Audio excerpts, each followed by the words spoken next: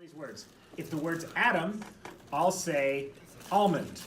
If the word's period, I'll say parrot. If the word's group, I'll say grungy, right?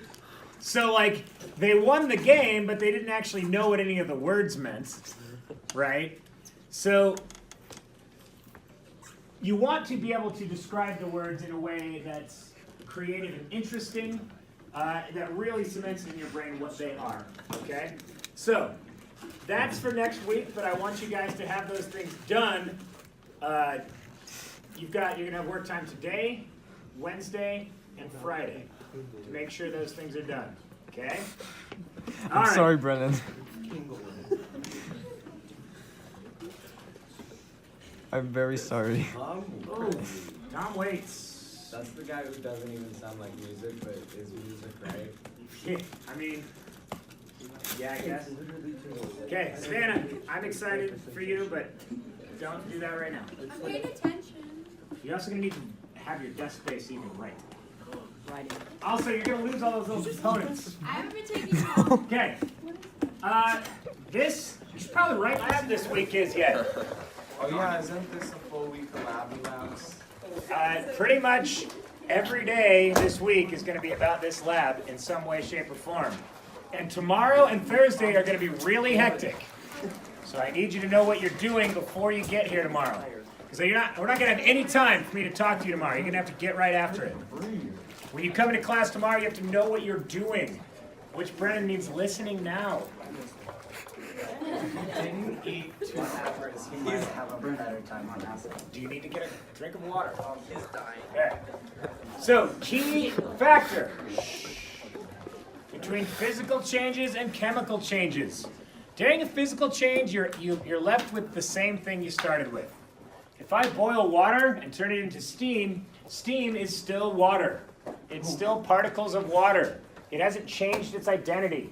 If I freeze water, it's still water. It's not changed its identity. But if I run electricity through water, it turns into hydrogen and oxygen. That's not water. That's different. Like, I didn't have to be there to see the planet form for me to know how it formed. I don't have to eat one of those to know it's a bad idea. It's an experience. My God, Okay. Here are some examples. What is a mixture and what is not?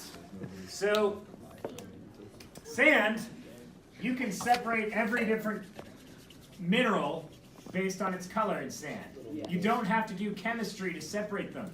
If you wanted to, you could take a magnifying glass and tweezers and separate them all out, if you were that bored, right? Carbon dioxide is also made out of more than one thing. It's made out of carbons and oxygens. But you can't separate the carbon and oxygen without doing a chemical reaction, okay?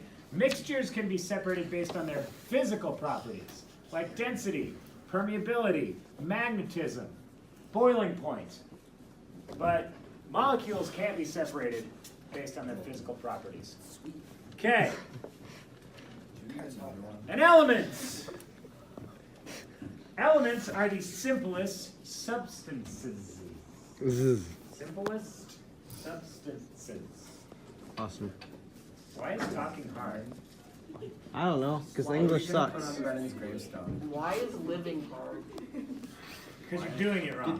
Why am I Okay, well, can we put like a bubble of isolation around them so we can learn? I'm not even here. You should see my 6th and 7th period. Well, they don't have peppers. I don't actually have human children in that class. It's like You should keep the peppers pansies for and them. wiener dogs. What about Marley? Is he good? Okay,